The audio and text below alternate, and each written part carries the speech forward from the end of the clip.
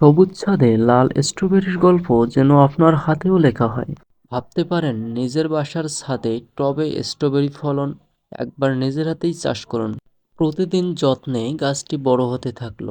আরেকদিন চোখের সামনেই লাল হয়ে উঠল স্ট্রবেরির প্রথম ফলটি। এই মুহূর্ত বলে বোঝানো যাবে না, এটা শুধু একটা ফল না, এটা নিজের পরিশ্রম ও ভালোবাসার ফল। আপনিও পারবেন, শুরু করুন ছাদে ছোট্ট একটা টব দিয়ে। সবুজ ছাদে লাল স্ট্রবেরির গল্প যেন আপনার হাতেও লেখা হয়।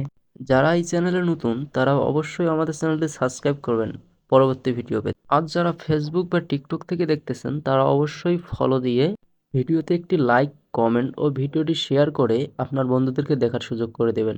আপনাদের একটি লাইক, কমেন্ট ও শেয়ার আমাদের পরবর্তী ভিডিও তৈরিতে আগ্রহ বাড়ায়। এই স্ট্রবেরিগুলো শুধু ফল না, এগুলো আমার স্বপ্ন, সময় আর মাটির সাথে প্রেমের ফলাফল। আপনিও পারবেন, শুরুটা একটি টব দিয়েই হোক। ধন্যবাদ সবাইকে এতক্ষণ যাবৎ ধৈর্য সহকারে ভিডিওটি দেখার জন্য।